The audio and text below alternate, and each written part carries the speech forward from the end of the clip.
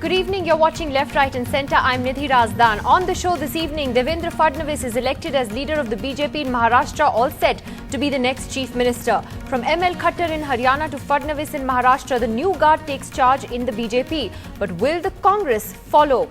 And as the president gives his consent to Delhi's LG to invite the single largest party to form a government, should the BJP even try? Are elections really the only fair way out of the mess in Delhi? That's coming up in about 30 minutes from now. But first, Devendra Fadnavis was today elected leader of the BJP legislature party in Maharashtra, paving the way for his appointment as the first BJP chief minister of the state. The resolution proposing the 44-year-old's name as leader of the party was unanimously approved by the newly elected MLAs in the presence of Home Minister Rajnath Singh and the BJP General Secretary in charge of Maharashtra, JP Nadda. The new government will be sworn in at Wankhede Stadium on Friday, which will be attended by the Prime Minister as well. Though Fadnavis, with his RSS roots and the backing of both Mr. Modi and Amit Shah, was clearly the front runner, several seniors had also thrown their hat into the ring. However, it was clear that Mr. Modi and Amit Shah put their foot down and supported Fadnavis all the way. Well, it's clear that whether it is ML Khattar in Haryana or Devendra Fadnavis in Maharashtra, Mr. Modi is taking chances. He is giving his stamp of approval and backing to a new, younger leadership. These are first-time legislators, for instance, in the case of Mr. Khattar, and a relative novice, some would say, in the case of Mr. Fadnavis, who at the age of 44 is one of the youngest chief ministers that the country has today. So is the Congress going to take a lesson from that, maybe learn from that and do something similar? Joining us tonight, Mani Shankar Iyer, Rajya Sabha MP and senior Congress leader, Shaina NC, spokesperson for the BJP, Kumar Ketkar, senior journalist, joins us tonight from Mumbai. Neerja Chaudhary is here in the studio with us, and Bharat Kumar Roth, former Sena MP and senior commentator and journalist, also joins us this evening from Mumbai. I'll take that question first to Mr. Ketkar. Mr. Ketkar, do you think these are smart moves there by Mr. Modi and Amit Shah, or you have these stunning victories and, you know, they haven't gone for the stalwarts, the expected names? You even had someone as senior as Mr. Gadkari throwing his hat into the ring in Maharashtra, and they backed Mr. Fadnavis, for instance, in Maharashtra, and strongly backed him. Well, actually, I don't know whether it is smart or not, because that will be seen in the next couple of years or perhaps next 5 years. But definitely the smartness is in accepting the NCP support and thereby trapping Shiv Sena in its tracks. And therefore, the smartness is more in the strategy of accepting NCP support rather than choosing Devendra Fadnavis. Devendra Fadnavis is a straight fellow. He is a clean chap. There are no allegations against him. He is a good, articulate person. And I think as far as the smartness goes of Modi, it is a choice, correct choice, in the sense that there is no controversy attached to him. But the thing is, Neerja Chaudhary, at the end of the day, they put their weight behind the relative unknowns, the new faces, the newcomers. I mean, for instance, ML Khattar in Haryana till the last minute wasn't really someone we were talking about as a front runner in the state, and yet they went for him. They put their faith in him. That also obviously has to do with the fact that Mr. Modi is the undisputed leader, and no one will dare question that. I think very clearly Mr. Modi, after having got majority at the centre, now wants to spread his wings, capture states, and not only capture states but have chief ministers there who are his men, who are loyal to him, who have a clean image. That seems to be the way things are going, and who have his complete confidence. He doesn't want to take any of the others, and in the process he's giving, certainly in terms of Mr. Fadnavis, 44-year-old and a very fantastic organizer. You know, I once saw that in the Lok Sabha election campaign, and though it doesn't have any administrative experience, but certainly I think he is moving to a plan. Now Indira Gandhi did that. You know, she put her own CMs in place, but she didn't, they were loyalists, but she didn't bother about the clean image part. But Mr. Modi obviously is moving to the, you know, the clean image, taking on corruption, and wants to make a mark on that front. And Mr. Bharat Kumar Roth, doesn't it also signal then, you know, a true generational shift within the BJP?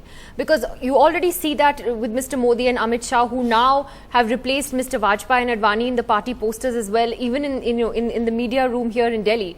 But in terms of the leadership that they're trying to promote at the state level, it does mark a big shift. Yeah, you are right, you said it. There seems to be a change of guard that is complete now from Vajpayee and Advani. Now the power has come to Modi and Amit Shah, and from there here from Eknath Khadse or his type of people, those who were part of the Shiva Sena BJP government that ruled in from 95 to 99. They could have easily taken one or two from there, particularly Nitin Gadkari or Eknath Khadse, having the good experience behind him. But they chose to get Devendra Fadnavis, who came in the house much later. Therefore, he is a fresh face. He is not an unknown face, as it was described. He was not unknown face because he was the party president. He is the party state unit president as of now. So he is a known face, particularly known face in Vidarbha. But he is a clean image. The only minus side to him is that he has no administrative experience at the state level, but that he will do. He will learn the rope by the time, and he has definitely seen, Modi has seen that he builds up his own team. Modi's agenda number one is to build up his own team, and whether Khattar or whether Fadnavis, they are they make the significance in that direction. So, Shaina NC, do you believe the lack of administrative experience is something that could also backfire? In a sense, it is a risk to take. It's a big state like Maharashtra, or with the strong backing of the central leadership, the way that he has it, that it won't be so bad for Mr. Fadnavis. No, I don't believe that, Nidhi, because I think if you look at the track record of Mr. Devendra Fadnavis, he's the second youngest mayor you had in the country, has risen completely from the ranks, a 3-time MLA, 44 years of age, full of energy, a law graduate, an MBA, so extremely well qualified, knowledgeable on subjects.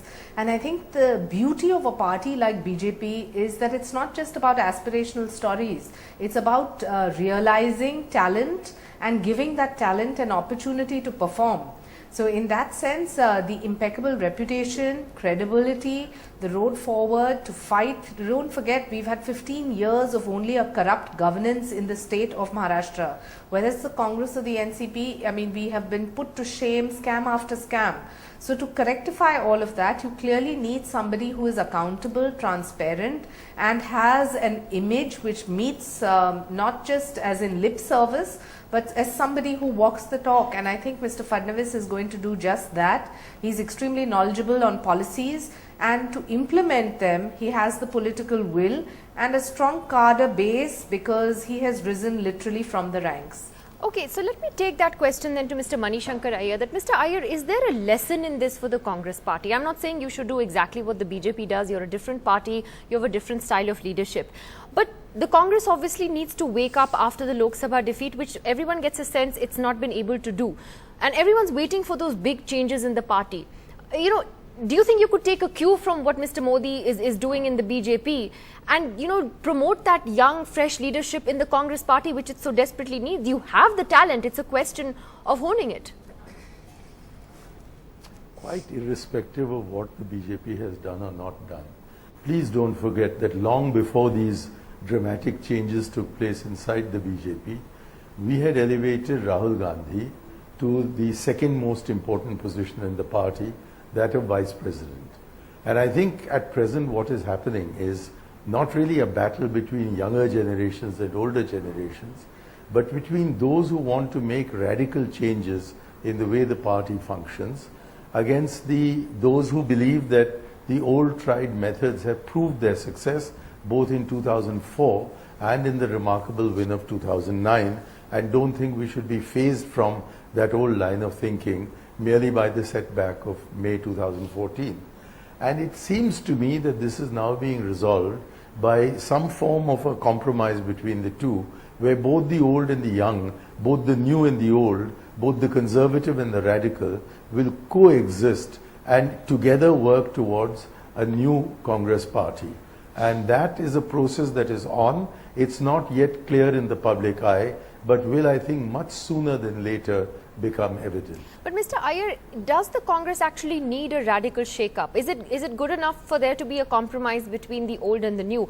And I ask that because you had, for instance, Mr. Chidambaram on this channel just a few days ago where he was very candid. He said he would urge the Congress president and the vice president to speak more, that there had been a lack of communication. And we saw a very angry reaction from some senior Congress leaders who said they shouldn't be giving advice in public through the media and so on. They didn't take too kindly to it and to the fact that he said there could even be a non-Gandhi as head of the party one day. But he seems to, he's talking about low morale within the party, and there seems to be a sense that he's reflecting what many people think today in the Congress but are not being able to say openly. You brought in three quite different strands of the argument, but I'll take it. The point is that there were a few people who objected to what Chidambaram said, but a very large number of people have not expressed their view.